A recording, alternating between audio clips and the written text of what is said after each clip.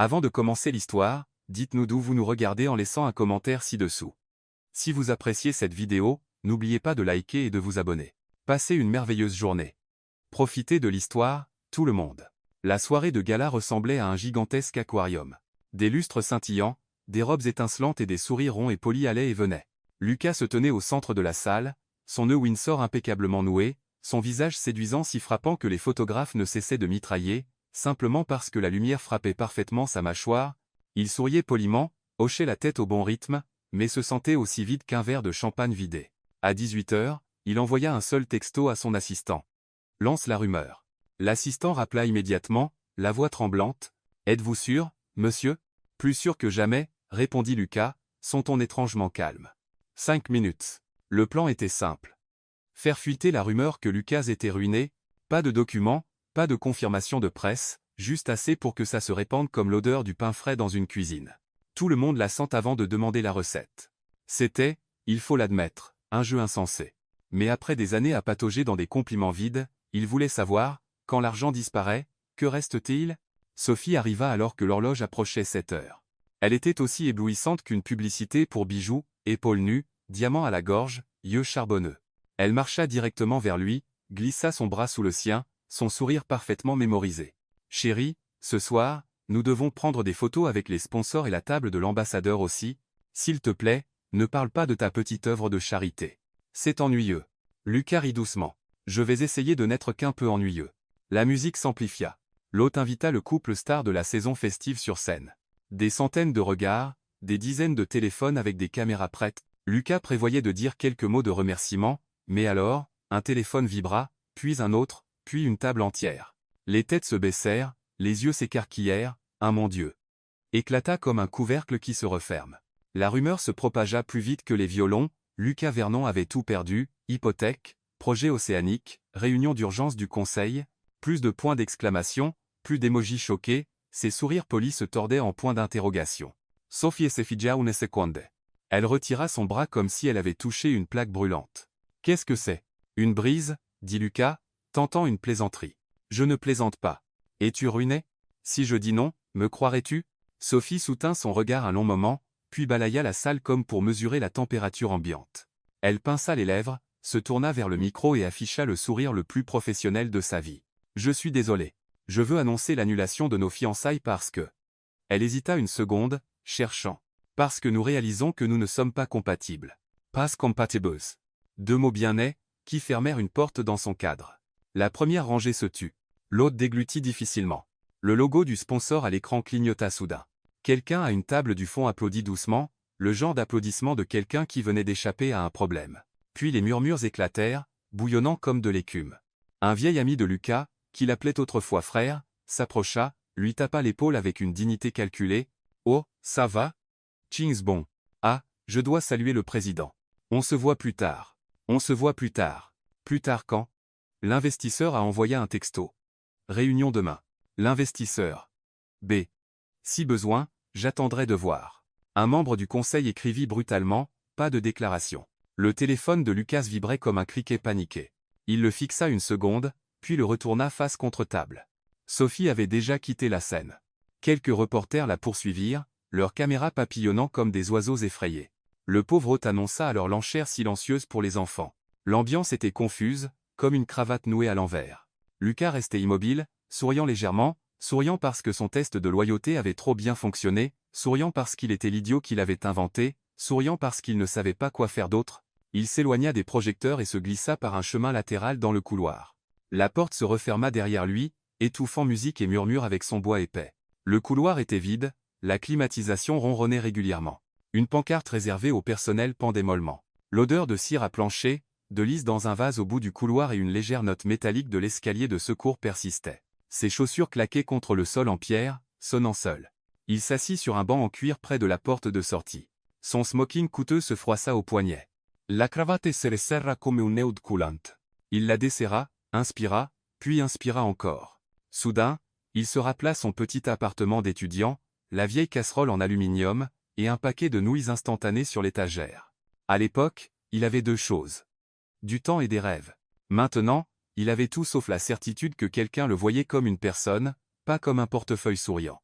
Son téléphone continuait de vibrer. Il l'ouvrit. Un texto de sa mère. « Vas-tu bien ?» Il tapa « Je vais bien », mais s'arrêta. Il n'allait pas bien. Le sentiment d'être valorisé en 30 secondes avait laissé une petite éraflure sur son cœur. Un chat de groupe sonna. « Retrouvons-nous ce week-end, si nous sommes toujours invités. » Les parenthèses, longues et lâches, comme une ficelle prête à glisser. Lucas appuya sa tête en arrière, fixant le plafond. Un test de loyauté. Il avait juré de ne jamais tomber dans des pièges émotionnels bon marché, pourtant il avait orchestré tout un théâtre pour cela. Être était-il trop confiant? Être égoïste? Être simplement fatigué? La porte de la salle de bal s'entr'ouvrit. La musique s'échappa, puis s'arrêta. Un jeune serveur jeta un coup d'œil, surpris de le voir, hésita, puis fronça les sourcils comme s'il se rappelait la grande nouvelle. Il s'inclina rapidement et referma la porte. Lucas laissa échapper un bref rire. Même le serveur avait peur de s'approcher, comme si toucher la malchance était contagieux. Dans sa poche, un petit bout de papier lui piqua le côté. Il le sortit, une liste de personnes avec qui prendre des photos ce soir, donnée par Sophie plus tôt. À côté du nom du sponsor, elle avait griffonné au stylo. « Place-toi à gauche pour montrer la montre. » Les RP adorants. Il fixa l'écriture inclinée et trouva cela soudain hilarant. Il plia le papier, le remit dans sa poche, comme pour ranger une vieille saison. Un léger grincement résonna au bout du couloir, comme de petites roues qui tournaient. L'odeur du produit nettoyant s'intensifia. Lucas inclina la tête. Personne. Il réalisa qu'il était assis depuis 10 minutes et qu'il venait seulement de remarquer à quel point l'odeur était agréable, simple, propre, sans rien chercher à prouver. Son téléphone s'alluma de nouveau. Aucune réponse à la presse des RP. Réunion à 9 heures demain du directeur financier. Ne t'inquiète pas, je suis toujours là de sa mère. Il répondit d'abord à cette dernière. Je vais bien. J'ai juste besoin d'air. Il marcha jusqu'à la petite fenêtre au bout du couloir. Dehors, la ville scintillait comme si le ciel s'était répandu sur le sol. Au loin, des sirènes hurlaient. Des lumières rouges et vertes dansaient. Il appuya son front contre la vitre fraîche, souhaitant soudain disparaître de tous les titres, Lucas avant les réunions, Lucas avant les articles, Lucas avant de choisir la bonne cravate pour la mauvaise personne. La porte réservée au personnel s'entr'ouvrit légèrement, un ruban de lumière jaune se répandant sur les carreaux. À l'intérieur, des bavardages légers, quelqu'un riant de quelque chose d'ordinaire, comme l'aspirateur qui s'était encore cassé aujourd'hui. Si simple, cela adoucit sa poitrine. Il s'assit à nouveau. Une faim brute le frappa, une faim qu'aucun canapé de caviar ne pouvait apaiser. Il imagina un bol fumant de nouilles garni d'un œuf au plat. Il souhaita que quelqu'un lui demande, non pas. Quel est votre plan pour les actionnaires? Mais, as-tu mangé?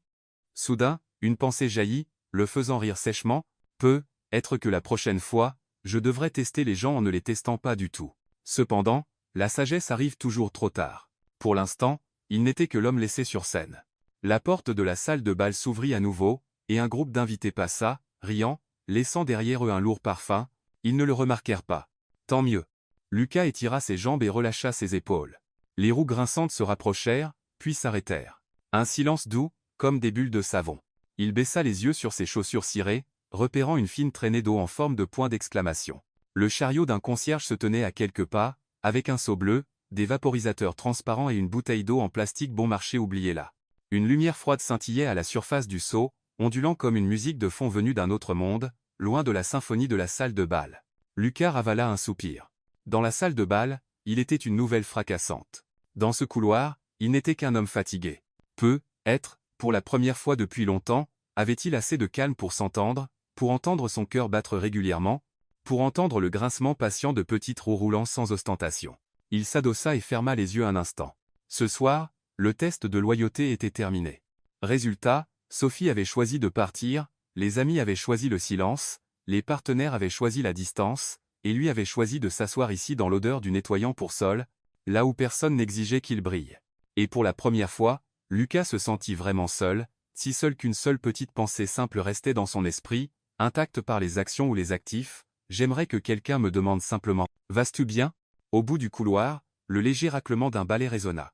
La nuit avançait lentement, et quelque part derrière cette porte réservée au personnel, le destin retroussait ses manches. Le couloir restait silencieux, avec seulement le lent crissement des roues du chariot de nettoyage qui passait. Lucas était assis, affalé, tournant distraitement le bouchon d'une bouteille d'eau vide. Son reflet flou dans la porte vitrée ne différait pas de celui d'un joueur expulsé d'un casino. Le bruit d'un balai frottant le sol, swish, swish, brisa le silence. Lucas leva la tête, et pour la première fois ce soir-là, il vit un visage totalement inconnu dans la mer de connaissances. Une jeune femme en uniforme bleu foncé de concierge, les cheveux soigneusement attachés en arrière, tenait un balai presque aussi grand qu'elle. Elle s'arrêta, le fixa pendant quelques secondes, puis éclata soudain de rire. « Pourquoi êtes-vous assis là comme un chiot abandonné ?» Lucas cligna des yeux, surpris. On le qualifiait habituellement de jeune homme d'affaires prospère, le chevalier blanc du monde de l'investissement. Personne ne l'avait jamais comparé à un chien errant sur un porche. Pourtant, son ton était innocent, sans la moindre moquerie. Il esquissa un sourire. Au moins, un chiot errant inspire de la sympathie. Moi? Pas si sûr. La fille haussa les épaules, appuya son balai contre le mur et sortit une bouteille d'eau en plastique bon marché de son chariot, du genre réservé au personnel de l'hôtel. Yel la lui tendit. Buvez. Vous avez l'air déshydraté. Lucas l'accepta, dévissa le bouchon. L'eau fraîche glissa dans sa gorge desséchée, étrangement apaisante. Il jeta un œil à l'étiquette tachée et rit. Je suis habitué à boire celle avec le logo montagne de neige. Mais celle-ci a meilleur goût. Bien sûr, répondit la fille, pragmatique. L'eau, c'est juste du H2O, seule l'étiquette coûte plus ou moins cher. Lucas manqua de s'étouffer. Il n'avait jamais entendu quelque chose d'aussi vrai, mais aussi drôle. Il rit, appuyant sa tête contre le dossier, riant jusqu'à ce qu'elle fronce les sourcils. Ça va? Je n'avais pas l'intention de vous rendre fou. Non, Lucas secoua la tête, essuyant ses yeux. C'est juste. Ça fait longtemps que je n'ai pas entendu quelque chose d'honnête. Elle posa ses mains sur ses hanches, inclina la tête, l'évaluant. Sérieusement, vous avez l'air hyper élégant. Je parie que 100 personnes vous flattent tous les jours. Ouais, à peu près. Alors je comprends. Vous êtes saoul de compliments maintenant. Même une phrase normale vous choque. Lucas éclata de rire à nouveau. À cet instant, il ressentit un étrange soulagement. Pas de lumières éblouissantes, pas d'applaudissements creux, juste une inconnue lui parlant comme s'il était un voisin qu'elle venait de croiser dans l'ascenseur. Je m'appelle Emma, dit-elle, offrant un sourire éclatant avec sa main. Je suis concierge de nuit ici à l'hôtel. Lucas. Il hésita, puis pensa, pourquoi se présenter comme un millionnaire de l'immobilier? À la place, il dit simplement, temporairement sans emploi. Emma cligna des yeux, puis haussa les épaules comme si cela n'avait pas la moindre importance. Le chômage, ce n'est pas si mal. Au moins, vous n'avez pas à passer la journée enterrée dans des réunions. Moi? Une fois que j'ai fini de nettoyer le couloir, je peux m'asseoir, écouter de la musique, manger des biscuits. Lucas faillit rire à haute voix. Qui au monde comparait nettoyer des sols au chômage? Pourtant, cela ne semblait pas moqueur, juste sa perspective. Emma s'assit sur le bord du banc, à quelques mains de distance. Elle inclina la tête, croisant son regard directement. Mais sérieusement, ça va? Vous avez l'air d'avoir pris un coup en pleine face. Lucas se figea, puis laissa échapper un rire doux. Tu as deviné juste. Je le savais. Les gars en smoking tombent généralement dans deux catégories, soit ils viennent de signer un contrat de 100 millions, soit ils viennent de perdre leur petit ami. Il haussa les sourcils. Tu vois ça souvent? Binzoa. Je travaille dans un hôtel. Chaque soirée de gala a son lot de maris réprimandés par leurs femmes, de femmes ignorées par leurs maris, et d'hommes soignant un cœur brisé. Ils ont tous la même tête, drôle et pitoyable. Lucas hocha la tête, pensif. Je suppose que je suis dans la dernière catégorie. Félicitations. Vous êtes officiellement membre du club des cœurs brisés du couloir de l'hôtel. Ils rirent tous les deux en même temps. Le son résonna dans le couloir froid, allégeant en quelque sorte la lourdeur de l'air. Lucas Aosa, observant Emma un long moment. Elle ne portait pas de maquillage, juste des yeux brillants et un sourire honnête. Pas de questions indiscrètes, pas de tentative de plaire, juste du soin. En lui, une corde silencieuse vibra. Il pensa. Être que ce soir n'a pas été un échec total après tout. Emma se leva, reprit son balai. Bon, je dois finir de nettoyer, sinon mon manager va me passer un savon de main. Ouais, merci pour l'eau. Derin. Emma se retourna, faisant un clin d'œil. La prochaine fois, apportez votre propre bouteille. Comme ça, personne ne vous prendra plus pour un chien errant assoiffé. La bouche de Lucas s'ouvrit avant qu'un rire n'éclate. La porte réservée au personnel se referma derrière la silhouette d'Emma, laissant Lucas seul sur le banc. Mais cette fois, il ne se sentait pas seul. Au lieu de cela, quelque chose de nouveau remuait en lui, légèreté, chaleur, et une lueur d'anticipation. Et il se dit, Lucas, être que pour la première fois en des années, tu viens de rencontrer quelqu'un qui se fiche de ton argent, et c'est la meilleure chose qui soit. Après cette nuit dans le couloir, Lucas se retrouva à retourner à l'hôtel plus souvent que nécessaire. Il dit à son assistant. J'ai besoin d'air. L'assistant hésita avant de demander, de l'air, ou quelqu'un nommé Emma. Lucas lui lança un regard noir et fit semblant d'être occupé à ouvrir son calendrier, qui était entièrement vide. Cette fois, il décida de s'engager pleinement dans son déguisement de pauvre. La voiture de sport resta enfermée dans le garage souterrain. Il prit un taxi à la place, vêtu d'une chemise simple et d'une paire de jeans délavés presque blancs. Il avait dû demander à son styliste de les user et de les décolorer jusqu'à ce qu'ils aient l'air authentiquement usés. La montre coûteuse fut rangée dans un tiroir, remplacée par une en plastique rayé qui semblait avoir survécu à quelques batailles. Le miroir reflétait un Lucas dépouillé de son armure scintillante, et bizarrement, il se sentait plus léger. Le lendemain soir, Lucas se présenta dans le hall du personnel, portant 2 canettes de soda du distributeur. Il n'avait même pas eu le temps de regarder autour de lui qu'Emma émergea du coin, poussant son chariot de nettoyage, son visage rayonnant comme une ampoule neuve. « Eh bien, regardez qui voilà, monsieur sans emploi », lança Emma en agitant la main. « Vous avez l'air encore plus pauvre qu'hier. Du progrès. Quelle évaluation professionnelle. » Lucas rit, lui tendant une des canettes. « J'ai même pratiqué la marche comme quelqu'un de fauché. Pas lent, dépense minimale. » « Marcher lentement n'a rien à voir avec l'argent, » répondit Emma sèchement. « Ce sont juste des chaussures trop serrées. Bref, que faites-vous ici à cette heure? J'avais besoin d'un endroit calme pour réfléchir. » Et puis, Lucas jeta un coup d'œil autour. « Il y a quelqu'un ici qui me donne de l'eau gratuite. » Emma pouffa, essuyant le comptoir avant de s'asseoir sur le bord du banc. Ils sirotèrent leur soda pendant que l'aspirateur bourdonnait quelque part au loin. « Alors, vous êtes vraiment sans emploi? » demanda Emma, pas curieuse, plus comme si elle commentait la météo. « Ouais, pour l'instant. Je pense à une reconversion. »« Ves quoi? Pas sûr. Je suis bon pour assister à des réunions, lire des rapports de 300 pages, prendre des notes sans faute. Ça a l'air ennuyeux. Charlest. Lucas rit. Même moi, je m'endors rien qu'en en parlant. » Emma inclina la tête. « Eh bien, voulez-vous apprendre à balayer les sols? Je vous enseignerai gratuitement. Reconversion réussie garantie. Est-ce que j'obtiens un diplôme? Vous obtenez un chiffon de nettoyage. 100% cotton. » Ils éclatèrent de rire ensemble. La facilité entre eux était surprenante, comme s'ils se connaissaient depuis plus longtemps qu'une seule nuit dans un couloir. Dans les jours qui suivirent, ils se croisèrent souvent, parfois près de la sortie de secours, parfois dans la salle du personnel, parfois dans la petite cour où les tapis étaient mis à sécher. Chaque rencontre était brève mais toujours assez longue pour laisser une impression durable d'un rire. Une fois, Lucas essaya de porter le seau d'eau d'Emma, tentant de prouver qu'il était un homme fort et sans emploi. Le seau glissa, et l'eau éclaboussa partout. Emma esquiva juste à temps. Lucas finit trempé des genoux aux chevilles. « Je suis tellement désolé », paniqua Lucas. « Je vais nettoyer. »« Avec quoi ?» Emma lui tendit la raclette comme une épée en bois à un soldat novice. Règle numéro 1, ne combattez pas le sol. Le sol gagne. Vous le lissez doucement. Le lissez? Oui. Léger, stable, patient. Lucas obéit, aussi sérieux que s'il résolvait une équation à $1 million. Emma croisa les bras, souriant. Pas mal. 6 sur 10. Seulement 6. Vous pouvez repasser l'examen. Je suis une noteuse sévère. Lucas rit. Pour la première fois depuis des années, le garçon doré toujours encensé était critiqué, et étrangement, il aimait ça. Ce 6 sur 10 lui donnait envie de réessayer. La salle du personnel avait un micro-ondes asthmatique et une rangée de casiers rouillés. Emma ouvrit sa boîte à lunch, l'odeur de frits emplissant la pièce. Lucas déballa un sandwich hâtif. « Tu veux échanger ?» proposa Emma. « Mes œufs sont vraiment bons. Je ne devrais pas. » « Allez, tu es sans emploi et encore difficile ?» Lucas capitula. Une bouchée d'œuf illumina ses yeux. « C'est délicieux. Pinsua. Le secret, c'est la sauce de poisson faite maison. Tu l'as faite? Rappelle-toi, je l'ai achetée à ma voisine. Mais j'ai volé sa recette pour sourire. Souris d'abord, et tout a meilleur goût après. » Lucas hocha la tête, mâchant pensivement. Emma consulta son vieux téléphone fissuré. « La pause est finie. Jedoy si ayer. » Elle se leva, mais avant de partir, plaça un petit paquet de biscuits dans sa main. « Pour quand la vie a un goût fade. Ça l'adoucira un peu. Merci, reine du ballet. Et toi, prince des poches vides. » Ils rirent à nouveau, fort et facilement. Parfois, c'était juste de courts textos.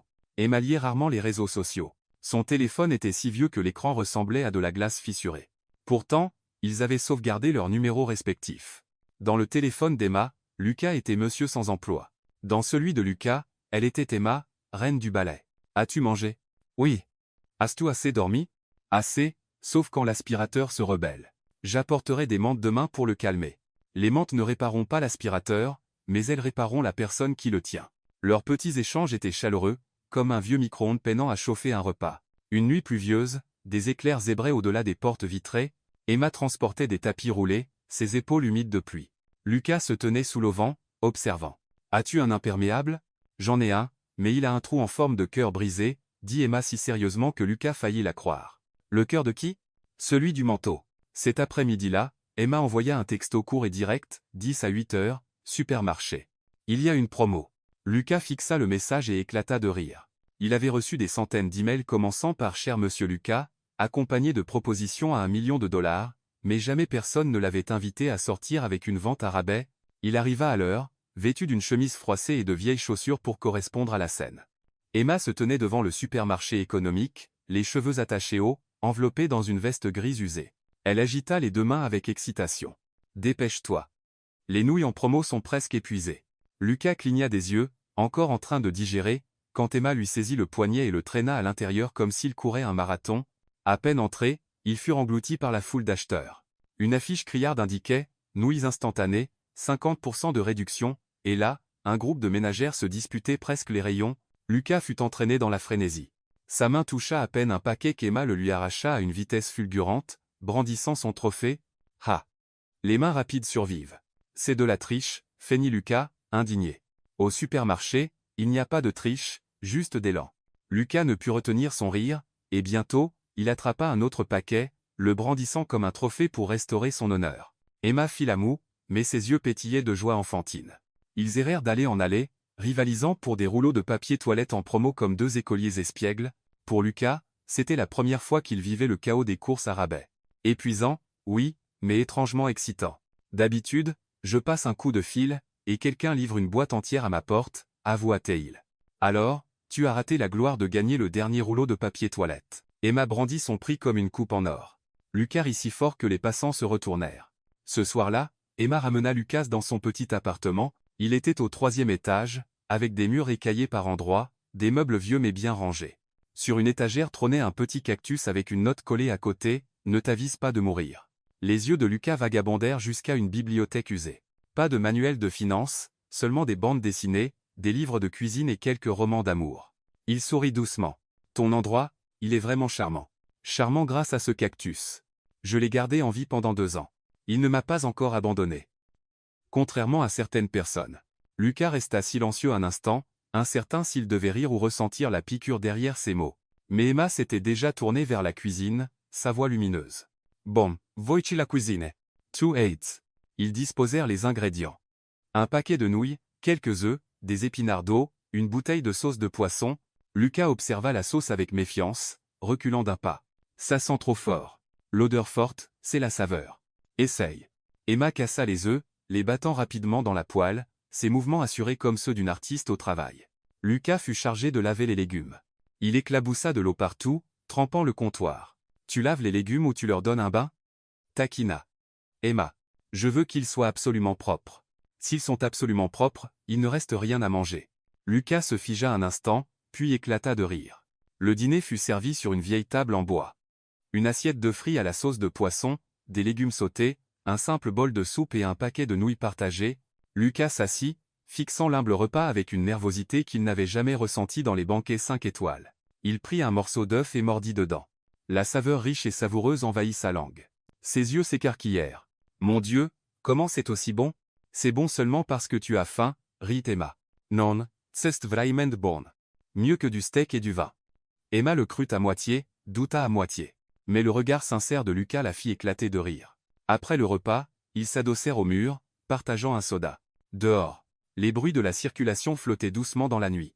À l'intérieur, la petite pièce était paisible, remplie seulement de leurs rires et de bribes de petites conversations. Emma lui raconta ses années d'école, ses innombrables petits boulots, les réprimandes des clients, les salaires amputés par des patrons durs. Pourtant, sa voix ne portait aucune amertume, seulement une vitalité qui allégeait la poitrine de Lucas. Il n'avait pas à analyser des contrats ou à peser des actions. Tout ce qu'il avait à faire était hocher la tête, rire, et, pour une fois, se sentir comme un homme ordinaire. « Et toi ?» demanda Emma. « Avant d'être sans emploi, que faisais-tu » Lucas hésita, puis sourit faiblement. « Des réunions, des paperasses interminables. Honnêtement, des trucs ennuyeux. »« Alors le chômage est ta bénédiction » déclara Emma avec un hochement de tête. « Maintenant, tu peux apprendre un vrai métier, comme frire des œufs. » Lucas rit, levant son soda pour trinquer avec le sien. Marché conclu. Cette nuit-là, quand Lucas quitta son appartement et descendit l'escalier étroit, il leva les yeux vers le ciel étoilé. Pour la première fois depuis des années, son esprit n'était pas sur les actifs ou la réputation. Il ne pensait qu'au goût des œufs frits, au rire d'Emma, et à la sérénité qui s'était installée au fond de ses os. Lucas murmura pour lui-même. Peut-être que c'est la vraie vie que j'ai manqué tout ce temps. Ce matin-là, l'hôtel bourdonnait plus que d'habitude à cause d'une grande conférence. Emma poussait son chariot de nettoyage dans le couloir, des mèches de cheveux humides de sueur. Lucas, comme toujours, se pointa, une tasse de café en papier à la main. Ils étaient en pleine conversation quand Ethan, le réceptionniste connu pour sa langue acérée, passa. Il lança à Emma un regard narquois et ricana. « Assure-toi de bien frotter. Si un client glisse, on ne blâmera personne d'autre que la concierge. » Emma se figea une seconde mais continua doucement à nettoyer le sol. Ethan ne s'arrêta pas, son ton dégoulinant de mépris. « Honnêtement, les gens comme toi ne sont bons qu'à baisser la tête et ramasser les ordures. Ne t'embête pas à rêver de lever les yeux. » La prise de Lucas sur son café se resserra jusqu'à ce que ses phalanges blanchissent. Une seule pensée le traversa, tranchante comme de la glace. Emma vaut plus que 10 hommes comme lui réunis. Il voulut bondir, renvoyer la cruauté d'État en plein visage, mais les yeux calmes et stables d'Emma l'arrêtèrent. C'était son lieu de travail, son territoire. Si Lucas faisait une scène, cela ne ferait que la mettre dans une position encore plus difficile. Il prit une profonde inspiration, se dirigea nonchalamment vers le comptoir de la réception. Sur le comptoir, une pile de dossiers désordonnés. Quelques factures portaient des falsifications évidentes, des chiffres réécrits à l'encre d'une autre couleur, une fraude, claire comme le jour. En feignant de chercher une brochure, Lucas laissa accidentellement glisser une page au sol, juste au moment où le manager passait. « Qu'est-ce que c'est » Le manager se pencha, fronçant les sourcils. Pourquoi les chiffres ont-ils été modifiés si grossièrement? Ethan, surpris, son visage se vidant de couleur. Ça doit être une erreur. Une erreur? La voix du manager se durcit. Je vais examiner chaque dossier. Si je trouve des preuves de fraude, vous connaissez les conséquences. L'air autour de s'anima de murmures. Ethan bégaya avant de battre en retraite, dépouillé de son arrogance antérieure.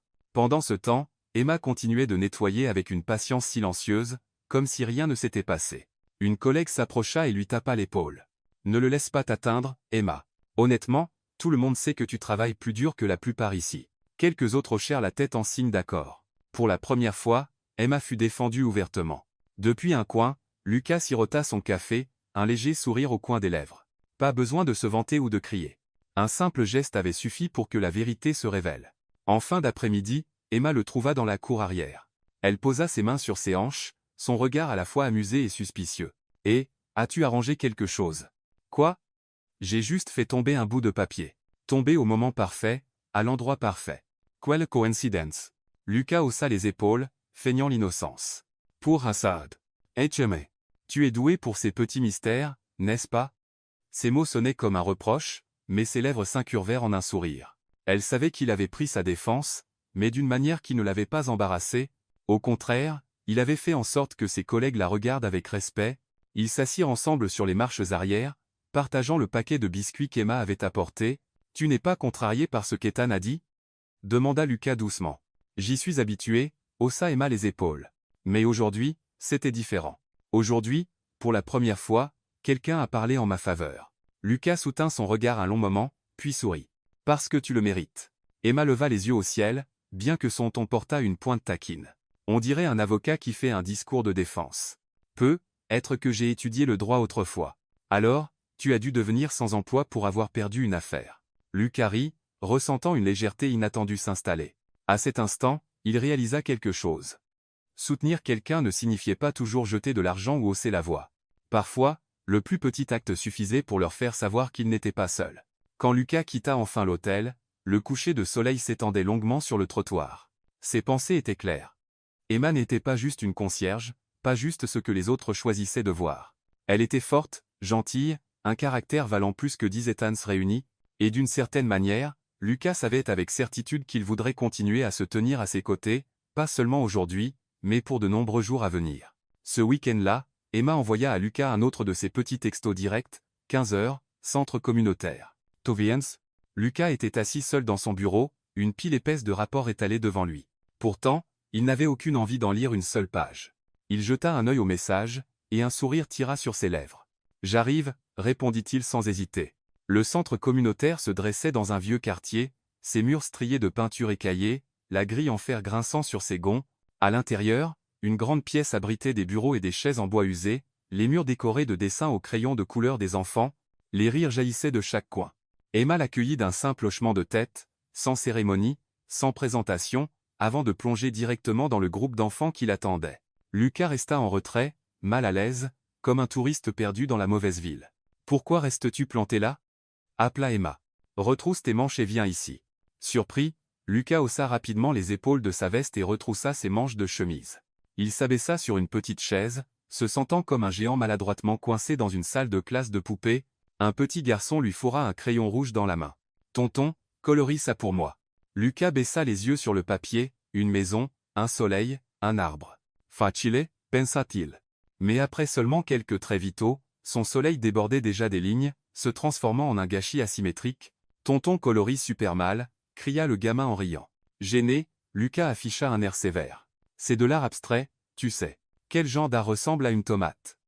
lança une petite fille, déclenchant l'hilarité de tout le groupe. De l'autre côté de la pièce, Emma éclata de rire.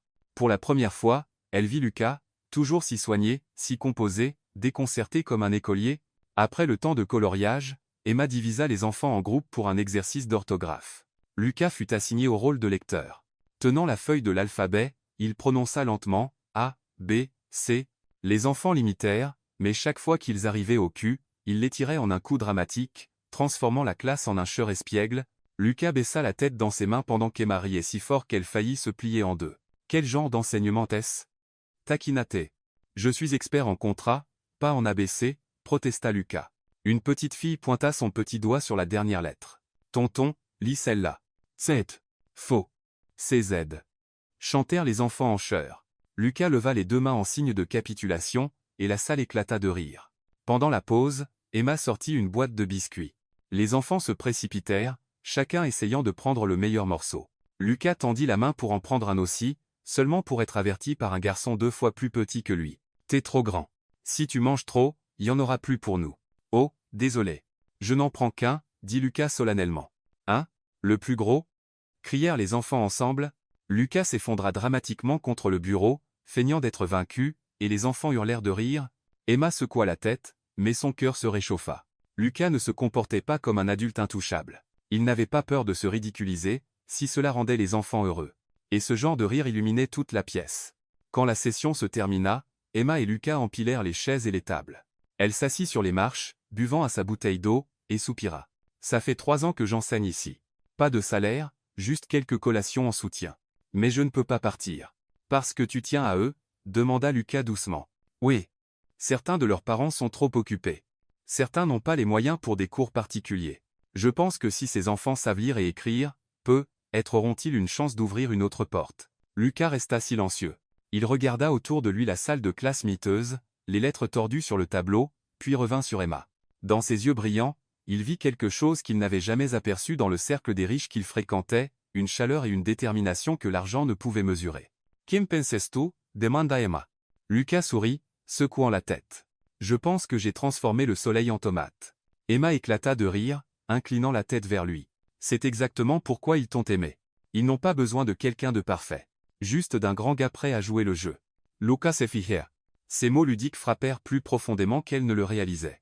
Pendant si longtemps, on l'avait qualifié de succès, de millionnaire, de grand partenaire. Personne ne l'avait jamais appelé par ce nom simple. Sur le chemin du retour, Emma marcha à ses côtés, balançant son petit sac d'épicerie. Lucas, pour la première fois, ne se sentait pas marcher dans les chaussures d'un PDG ou d'un homme riche. Il était simplement un gars qui venait de se faire moquer par un groupe d'enfants. Et étrangement, cela valait mieux que n'importe quelle victoire en salle de réunion. En regardant le ciel rouge-feu, Lucas pensa, peut-être qu'être appelé le grand tonton drôle vaut plus que tous les titres que j'ai jamais eus. La pluie d'été arriva soudainement, comme si quelqu'un dans le ciel s'était souvenu. Oh, j'ai oublié d'arroser les plantes aujourd'hui. Sur le trottoir devant le centre communautaire, les gens se dispersèrent, courant se mettre à l'abri. Lucas et Emma se tenaient sous un petit auvent, la pluie battante devant eux, des gouttelettes glacées éclaboussant leurs mains. Emma frissonna, son uniforme fin de concierge déjà humide. Lucas ne dit rien. Il retira simplement sa veste et la drapa sur ses épaules. « Et, qu'est-ce que tu fais ?» Emma leva les yeux, surprise. « Je te garde au sec. Mais tu vas être trempé. Tiens, j'ai une chemise naturellement imperméable. » Lucas sourit, ajoutant juste assez d'humour pour adoucir le geste. Emma laissa échapper un petit rire, mais sa poitrine se serra étrangement. La chaleur de sa veste pénétrait sa peau, plus chaude qu'aucun parapluie ne pourrait jamais l'être. Un glissement soudain sur les carreaux mouillés fit trébucher Emma. Lucas la rattrapa instinctivement, et en cet instant, elle tomba parfaitement dans ses bras. La pluie battante engloutit tous les autres sons, ne laissant que le rythme frénétique du cœur d'Emma. La distance entre eux s'évanouit. Leurs souffles se mêlèrent. Lucas baissa les yeux sur son visage rougi, et Emma leva les siens, rencontrant son regard, profond, stable, portant quelque chose d'inexprimé. Le moment s'étira, durant plus longtemps qu'il n'aurait dû, assez longtemps pour qu'ils oublient tous les deux la tempête qui faisait rage dehors. « Désolé », murmura Emma, se repoussant doucement, ses yeux se détournant. « Ce n'est pas grave », Lucas recula aussi, bien que la lumière dans ses yeux persistât, impossible à cacher. Ce soir-là, ils trouvèrent refuge dans un petit café jusqu'à ce que la pluie s'apaise.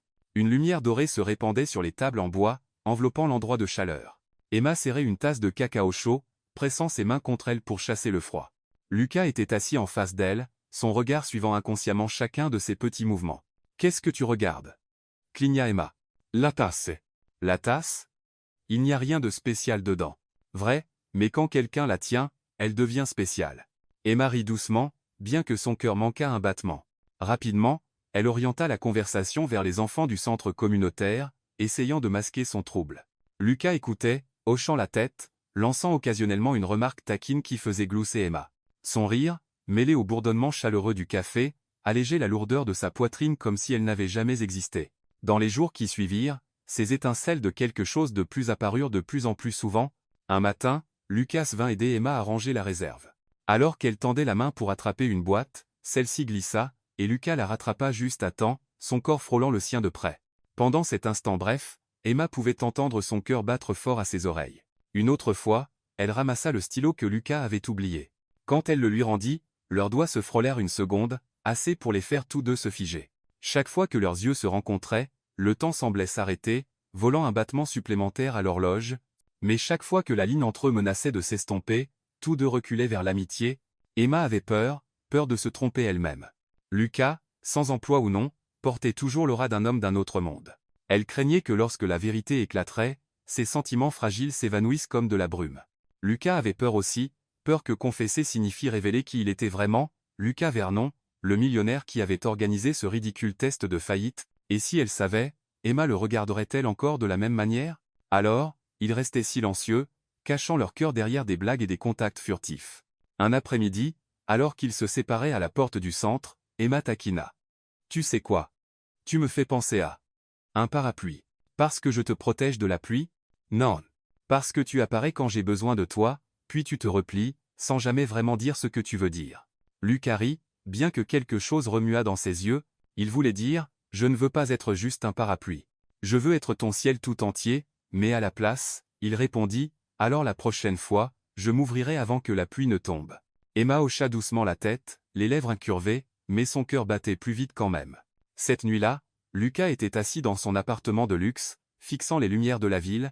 Son ordinateur portable brillait d'emails sans réponse, mais son esprit était ailleurs, sur Emma, enveloppée dans sa veste, ses yeux brillants sous la pluie, la chute accidentelle dans ses bras.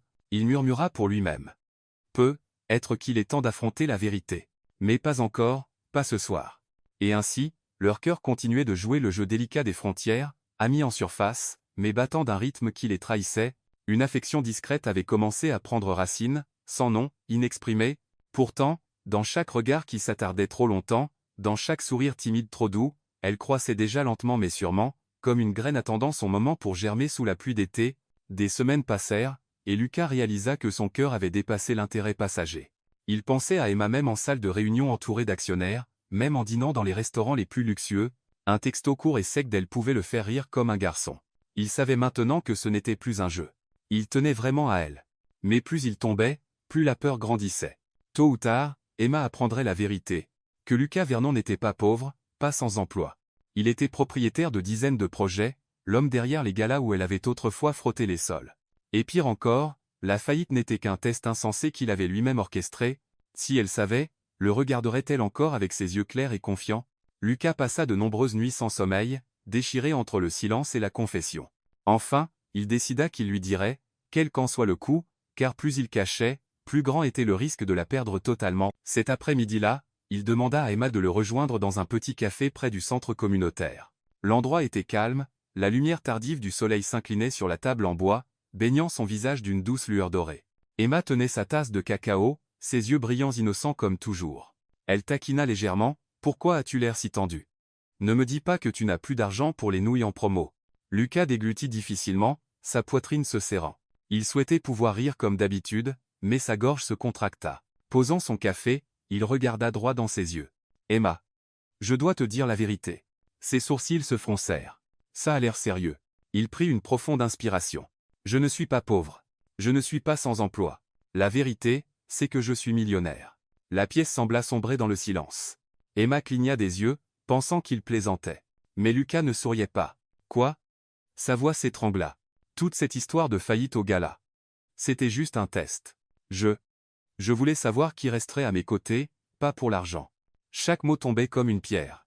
Emma resta figée quelques secondes, puis laissa échapper un rire cassant, mais teinté d'amertume. Donc, j'étais ton test. Non. Lucas secoua la tête désespérément. Pas Stoé. Du moins, pas comme ça. Ça a commencé avec Sophie au gala, mais ensuite je t'ai rencontré, et tout a changé. Changé? Emma le coupa, ses yeux embués. Tu as prétendu être fauché, prétendu être sans emploi, pour que je croie avoir trouvé un vrai ami. Et maintenant, tu me dis que c'était une façade. Lucas serra les poings. Emma, mes sentiments pour toi ne sont pas faux. Tout ce que j'ai ressenti, tout ce que je t'ai montré, est réel. J'ai juste été assez stupide pour commencer par un mensonge. Emma resta silencieuse, ses lèvres tremblaient. Les souvenirs affluaient dans son esprit, les courses au supermarché bon marché, les dîners de fruits, les petits textos. Elle avait cru que toute cette simplicité était réelle. Maintenant, elle voyait que tout était construit sur un prétexte. Elle se leva d'un bond, la chaise raclant le sol. « Sais-tu ce que je chérissais le plus chez toi, Lucas ? C'était la simple vérité. Je pensais que tu étais différent de tous les hommes que j'avais rencontrés. Mais tu espera. Tu as joué un jeu de loyauté avec la confiance de quelqu'un. Emma, écoute-moi, s'il te plaît. » À 16. Sa voix se brisa, ses yeux brillants de larmes retenues. « Je ne sais même plus qui tu es. » Elle se détourna. Ses pas résonnèrent sur le plancher de bois, chacun piétinant la poitrine de Lucas. Il tendit la main mais n'osa pas l'arrêter. La porte du café claqua. Lucas s'effondra sur sa chaise, la lumière du soir tombant sur son visage épuisé, son café restait intact, refroidi. Cette fois, le vide n'était pas mis en scène. Cette fois, il comprenait vraiment le sens de la perte. Il pensa, si c'est le prix de la tromperie, alors c'est le plus lourd de tous, le prix de perdre la seule personne qui était devenue tout. Cette nuit-là, Lucas était assis dans son bureau privé, la lueur néon de la ville se répandant à travers la vitre, des contrats empilés sur son bureau, mais son esprit était en chaos. Il tenait son téléphone, fixant le nom d'Emma à l'écran, puis soupira.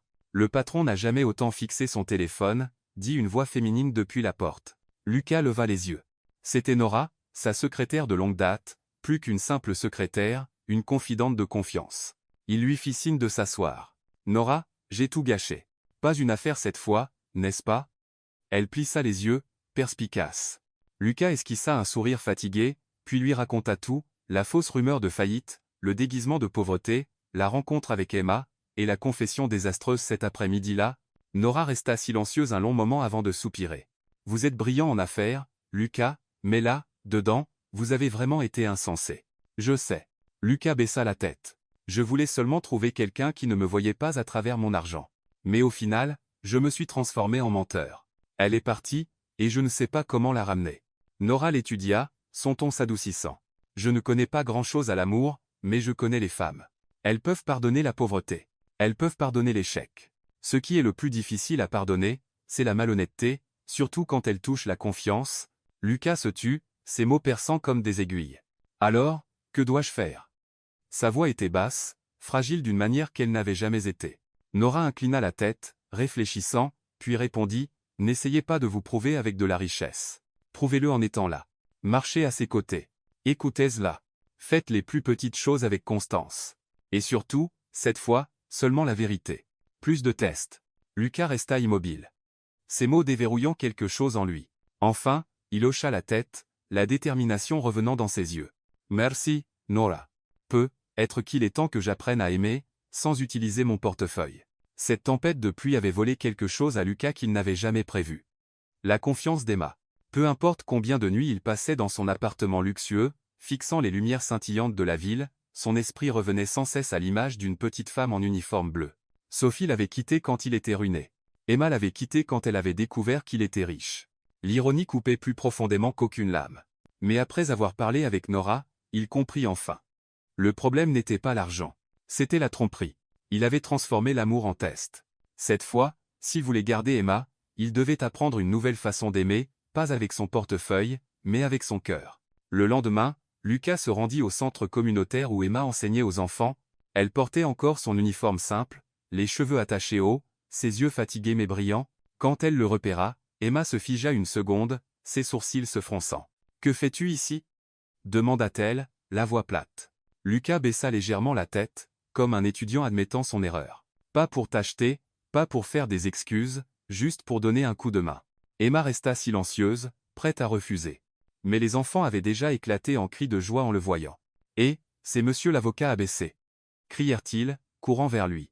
Le surnom ridicule arracha un rire réticent à Emma. Enfin, elle soupira et hocha la tête. « D'accord, mais tu n'es qu'un assistant. Pas des fanfaronaes. Pas gilet sons. »« Oui, madame, » répondit Lucas, levant la main comme un soldat. La classe commença avec l'alphabet, mais Lucas eut une idée. Il écrivit sur le tableau, « Loi de l'aire de jeu. » D'accord, les enfants. Imaginez qu'il n'y a qu'une seule balançoire. Comment la partager équitablement? À tour de rôle. Cria une fille. 5 minutes chacun. Ajouta un garçon. Lucas hocha la tête et nota chaque règle qu'il proposait. La classe bourdonnait d'excitation, les rires remplissant la pièce. Emma observait depuis le côté, un sentiment étrange remuant en elle. Lucas ne prêchait pas des théories ennuyeuses. Il transformait la loi en jeu. Les enfants adoraient ça. Quand la classe se termina, un garçon murmura timidement, « Monsieur, vous reviendrez demain ?» Lucas ébouriffa les cheveux du garçon. « Si mademoiselle Emma me laisse, je viendrai. » Emma entendit mais se détourna sans un mot. Même ainsi, son cœur manqua un battement inhabituel. Dans les jours qui suivirent, Lucas continua de se présenter, pas avec des roses ou des montres de luxe, mais avec de petits actes ordinaires. Il portait des chaises, essuyait le tableau, s'asseyait en tailleur sur le sol, découpant des bricolages avec les enfants. Un jour, il leur apprit à débattre équitablement, divisant en groupes pour discuter si les chats ou les chiens étaient plus mignons. La pièce éclata de rire, et Emma secoua la tête, à moitié amusée. Il est fou, mais d'une folie charmante. En dehors de la classe, Lucas changea aussi. Il parlait rarement de lui-même désormais.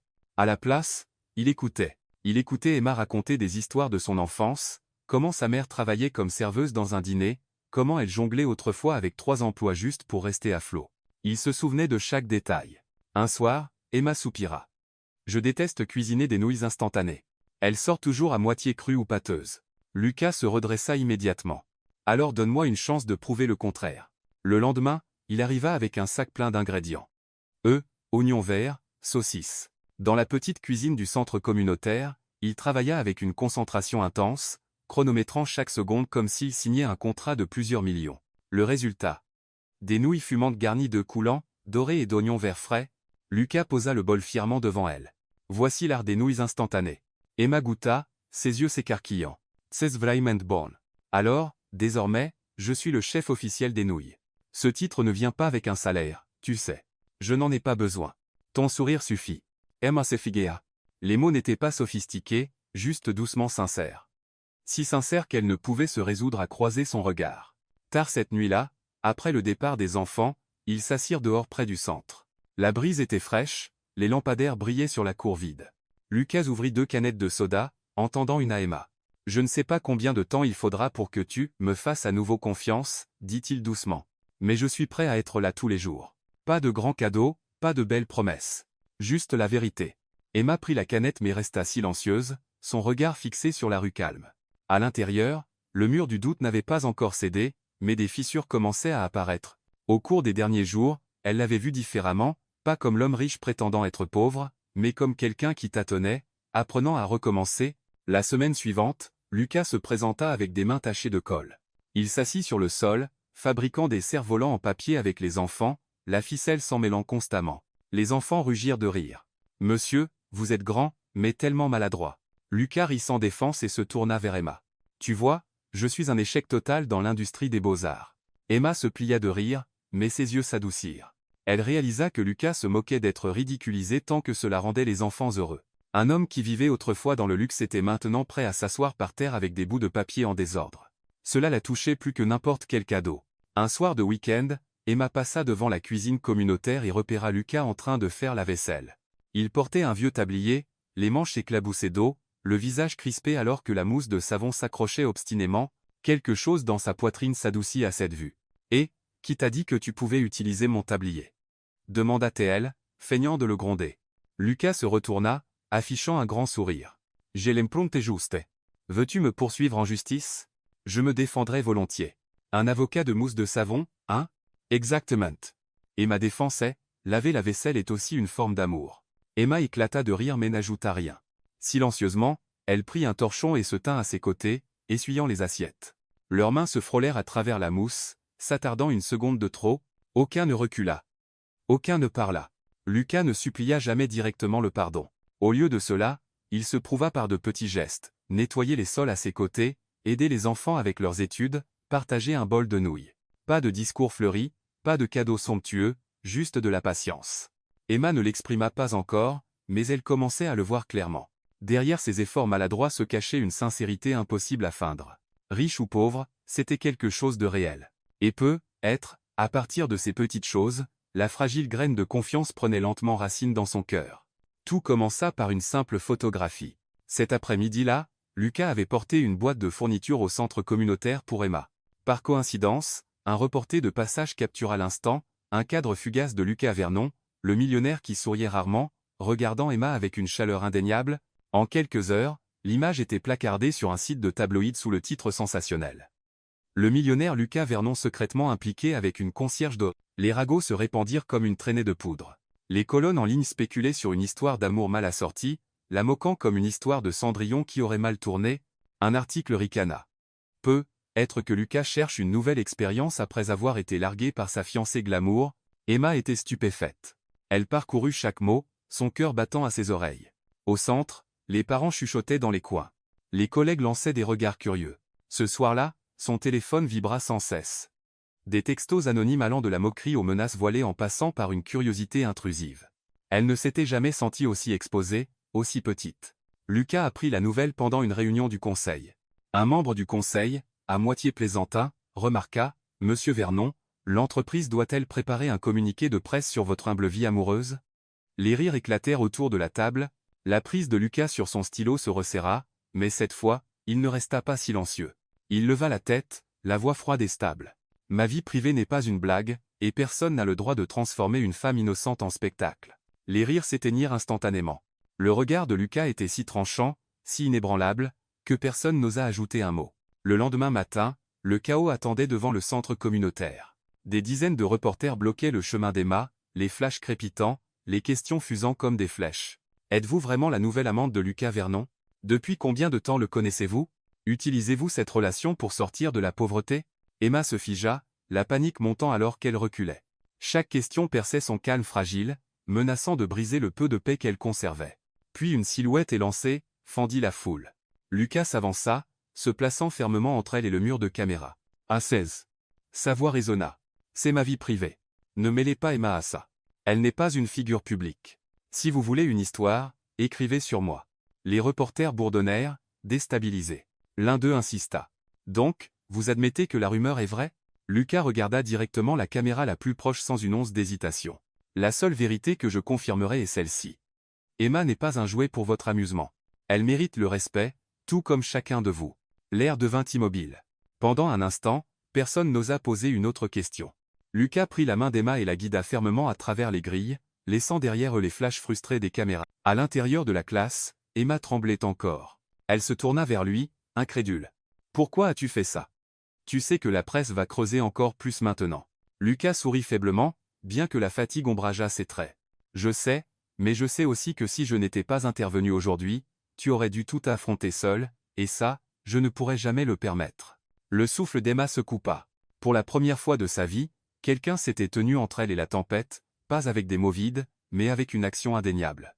Depuis l'enfance, elle avait enduré en silence lorsqu'on la rabaissait, lorsqu'on l'ignorait. Mais voici un homme qui ne se contentait pas de prétendre se soucier, il l'avait prouvé devant le monde entier. Lucas. Sa voix vacilla, épaisse d'émotions inexprimées.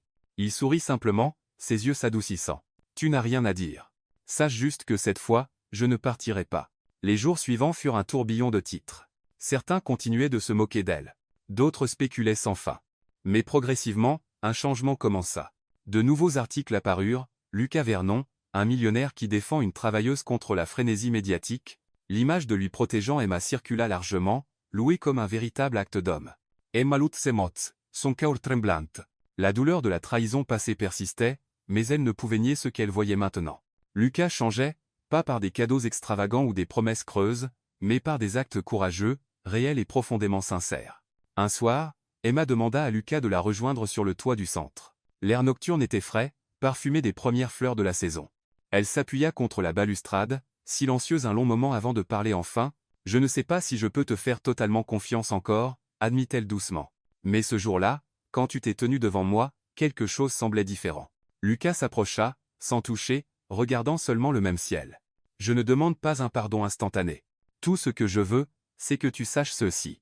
Cette fois, je te protégerai, même si le monde entier te tourne le dos. » Emma se tourna, croisant ses yeux.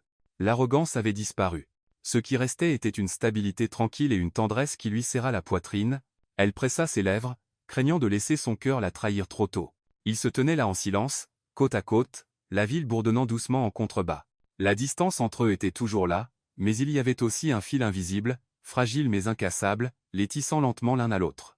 Cette nuit-là, alors que Lucas disparaissait dans l'ombre au-delà de la grille, Emma resta, le regardant partir. La peur persistait dans sa poitrine, mais quelque chose de nouveau aussi, le confort inhabituel d'être protégée, et au fond, elle savait que si Lucas continuait de se prouver, pas avec de la richesse, mais avec du courage. Alors être qu'un jour, la confiance brisée entre eux pourrait fleurir à nouveau. La tempête de l'opinion publique finit par s'apaiser. Après quelques jours de frénésie, les médias passèrent à d'autres histoires brûlantes. Le centre communautaire retrouva son rythme familier. Les voix des enfants résonnant pendant qu'ils lisaient, la poussière de craie dans l'air, le son des rires emplissant les couloirs, mais pour Emma, rien n'était tout à fait pareil. Elle ne pouvait oublier l'image de Lucas se tenant devant la presse, la protégeant avec une résolution inébranlable. Ce n'était pas Lucas le millionnaire, ni Lucas, l'homme prétendant être pauvre. C'était simplement un homme de chair et de sang, prêt à prendre chaque coup pour qu'elle n'ait pas à le faire. Pour la première fois, Emma se demanda si elle avait été trop dure, en s'éloignant de quelqu'un qui essayait clairement de changer pour elle. Cet après-midi-là, Lucas réapparut. Il ne portait pas de costume, pas de chauffeur en vue, juste une chemise simple, un air détendu, et un sac de biscuits pour les enfants à la main. Emma attendit qu'il finisse d'arranger les boîtes avant de l'appeler doucement. « Lucas !» Il se tourna, surpris. Il y avait encore de l'hésitation dans ses yeux, comme si chaque mot d'elle pouvait être un adieu final. Emma prit une inspiration, sa voix lente mais ferme. « Je suis prête à te donner une autre chance. » Les yeux de Lucas s'illuminèrent instantanément, mais avant qu'il ne puisse parler, Emma leva la main pour l'arrêter. « Mais cette fois, il y aura des limites. Des limites claires. » « Des limites ?» Lucas fronça légèrement les sourcils. « Tu dois respecter mon indépendance. Je ne veux pas être celle qui dépend, ou celle qui est sauvée. Je veux le droit de me tenir sur mes propres jambes. » Lucas écouta attentivement, puis hocha la tête. « Je promets. » Emma soutint son regard, puis ajouta doucement. « Et je vais essayer d'apprendre à faire confiance. J'ai été trompée trop de fois dans ma vie, et ce qui s'est passé avec toi m'a rendue encore plus craintive. Mais si je continue à douter pour toujours, nous n'irons nulle part. » Un léger sourire tira sur les lèvres de Lucas, comme si un grand poids avait été levé. Il tendit la main. « Alors recommençons, comme deux personnes ordinaires. » Emma regarda cette main un instant avant de placer la sienne dans la sienne. Elle était chaude, stable, ni trop serrée, ni trop lâche, juste assez pour la faire se sentir en sécurité. Les jours qui suivirent furent véritablement un temps où ils commencèrent à apprendre à aimer. Comme il l'avait promis, Lucas n'apparaissait plus comme le millionnaire éblouissant. Il aidait Emma à ranger les salles de classe, à déplacer les bureaux, même à laver les chiffons du tableau. Une fois, quand Emma dut rentrer précipitamment pour une affaire familiale, Lucas prit en charge la classe lui-même et enseigna aux enfants comment rédiger un contrat équitable en transformant les échanges de bonbons en jeux. Emma, en retour, essayait de faire davantage confiance. Quand Lucas proposa de la ramener chez elle en voiture, elle hésita mais finit par acquiescer. Quand il parlait d'un gros projet, elle ne se mettait plus sur la défensive. Elle écoutait, posait des questions, et donnait même des suggestions pertinentes. Lucas réalisa avec surprise qu'Emma n'était pas seulement la concierge joyeuse. Elle était perspicace, logique, plus intelligente que certains de ses partenaires à la table de négociation. Un soir de week-end, ils allèrent faire des courses dans un petit marché de rue. Lucas insista pour porter le panier pendant qu'Emma choisissait soigneusement les légumes. Le vendeur rit et taquina. « Quel joli jeune couple vous faites !» Les joues d'Emma rougirent tandis que Lucas riait doucement. « Merci. Je prends cette bénédiction à l'avance. » Emma lui donna un coup de coude espiègle, mais une chaleur se répandit dans sa poitrine. Des moments simples comme celui-ci la convainquaient que l'amour n'exigeait ni yacht ni demeure, juste deux personnes côte à côte, souriant en achetant un bouquet d'épinards ensemble. De retour dans le petit appartement d'Emma, ils cuisinèrent. Lucas n'était plus l'homme désemparé en cuisine. Il avait appris à frire des œufs sans les brûler, à assaisonner les nouilles instantanées juste comme il faut. Emma s'assit à la table, le menton posé dans la paume, le regardant s'affairer. « Je pensais que tu ne savais commander que des dîners chics, taquina-t-elle. Et maintenant, tu sais que je peux aussi cuisiner un repas de 20 minutes avec des œufs et des nouilles, répondit Lucas avec un sourire. Et j'en suis heureuse. Emma le regarda, et une pensée surgit sans crier gare.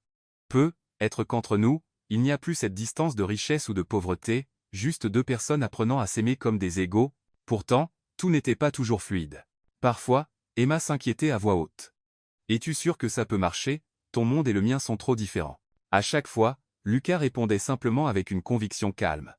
Les différences signifient que nous avons plus à apprendre, et je suis prêt à apprendre tant que c'est avec toi. Ces mots l'apaisaient à chaque fois, dissipant ses peurs peu à peu. Une soirée tardive, après la fin des cours, ils s'assirent ensemble sur les marches du centre. La nuit était calme, la lueur jaune des lampadaires projetant des halos doux autour d'eux.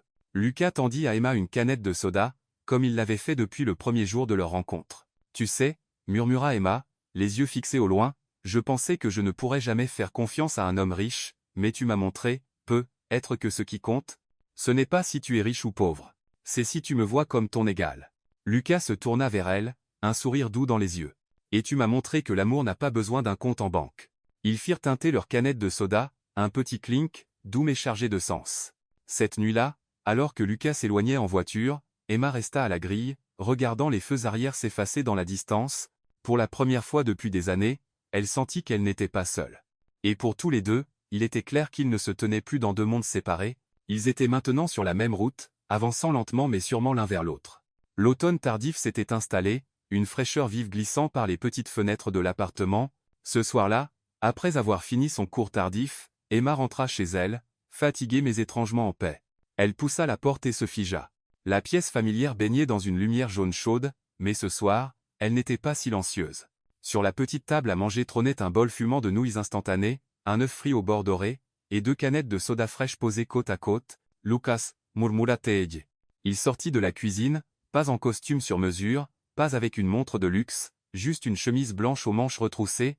Son expression portait une lueur de tension nerveuse, si différente de son assurance habituelle. « Bienvenue à la maison. » dit-il doucement. « J'ai préparé une petite surprise. » Emma posa son sac, son cœur s'émouvant devant la scène, mais avant qu'elle ne puisse poser de questions, Lucas s'approcha. Son regard était stable, chargé de quelque chose de vaste et de profond.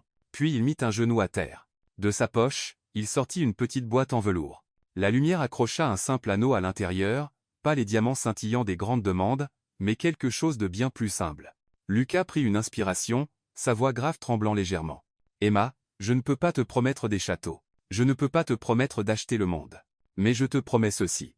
Toute ma vie, je ferai des nouilles avec toi, je ferai frire des œufs avec toi, je boirai du soda avec toi, et je rirai avec toi dans les jours les plus simples. » La gorge d'Emma se serra, ses yeux s'embuèrent tandis qu'elle regardait l'homme qui brillait autrefois sous les projecteurs, l'homme qu'elle avait autrefois haï pour ses mensonges, maintenant à genoux sur le sol de son petit appartement, lui offrant un anneau enveloppé de simplicité. « Toi. » Emma rit à travers ses larmes. « Lucas, tu es fou. »« Fou, être, sourit Lucas. Mais honnête. Vas-tu dire oui ?» Emma hocha la tête, les larmes coulant sur ses joues, ses lèvres s'incurvant en un sourire éclatant. « Oui, Yeveus. » Lucas glissa l'anneau à son doigt. Pas de feu d'artifice, pas de violon, juste les battements de cœur et l'arôme délicieux des nouilles instantanées emplissant la pièce. Et pourtant, c'était le moment le plus beau qu'Emma ait jamais vécu. Leur mariage suivit peu après. Ce n'était pas une affaire somptueuse dans un château ou un hôtel 5 étoiles. Au lieu de cela, il eut lieu dans la cour du centre communautaire. Les enfants gonflèrent des ballons, les voisins tendirent des rubans sur les murs, et les amis apportèrent des pots de fleurs de leur propre jardin. Emma portait une robe crème simple, rien d'extravagant, mais radieuse néanmoins. Lucas se tenait à ses côtés dans un costume clair, son regard ne la quittant pas un instant. Quand le pasteur demanda « Promettez-vous de rester à ses côtés en toutes circonstances, dans la richesse comme dans la pauvreté, dans la maladie comme dans la santé, jusqu'à la fin de vos jours ?» Lucas serra fermement la main d'Emma et répondit sans hésiter « Je le promets. » Quand ce fut au tour d'Emma, sa voix trembla, mais portait une force inébranlable. « Moi aussi. » Les applaudissements éclatèrent. Les enfants crièrent de joie, lançant des confettis faits de bouts de journaux déchirés. Les amis, collègues et voisins rayonnaient de bonheur. Pas de grands feux d'artifice, seulement des vagues de rire dans la chaleur de la communauté. Le banquet de mariage était simple mais débordant de joie. Le plat principal. Une version de luxe des nouilles instantanées cuisinées par Lucas lui-même, cette fois avec des œufs, des légumes verts et des tranches de saucisses. Les invités mangèrent et rirent, taquinant. On n'a jamais vu un mariage où le plat vedette est des nouilles instantanées. Lucas haussa simplement les épaules, ses yeux pétillants tandis qu'il jetait un coup d'œil à Emma. Mais pour moi, c'est le meilleur repas de tous, parce que je l'ai fait avec ma femme. Le visage d'Emma rougit, et les rires résonnèrent autour d'eux. Alors que la célébration touchait à sa fin, la lumière dorée de l'après-midi se répandait sur la cour.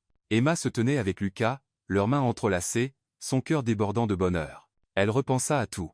Le jour où il était apparu comme un homme pauvre, sa colère quand elle avait découvert sa vérité, et les innombrables moments où son cœur s'était ému malgré la raison. Lucas avait autrefois été l'homme abandonné, laissé derrière quand il était pauvre, non digne de confiance quand il était riche. Mais aujourd'hui, il n'était plus seul. Il avait trouvé un amour véritable, pas lié par l'argent, pas paré de grandeur, mais tissé de pure sincérité. Emma murmura à son oreille. « Tu sais, je n'aurais jamais pensé que des nouilles instantanées pourraient devenir un symbole d'amour. » Lucas rit, la serrant plus près. « C'est parce que, désormais, c'est notre plat de mariage. » Cette nuit-là, de retour dans leur petit appartement, Emma accrocha sa robe de mariée près de l'étagère tandis que Lucas drapa sa veste de costume sur une chaise. Ils s'assirent en tailleur sur le sol, des canettes de soda à la main, les faisant teinter avec un doux clink, un vœu silencieux pour les jours à venir. Pas d'extravagance, pas de bruit, juste deux personnes, deux cœurs, et un amour à la fois simple et durable. Autrefois un homme abandonné dans la ruine, Lucas était maintenant devenu l'homme qui avait trouvé le véritable amour, parce qu'il avait appris à aimer sans portefeuille, et Emma avait prouvé que le bonheur ne naît pas de la splendeur, mais de la compagnie et de la compréhension, et ainsi, dans leur histoire, c'était un bol de nouilles, un œuf frit et une simple promesse qui écrivirent l'amour d'une vie.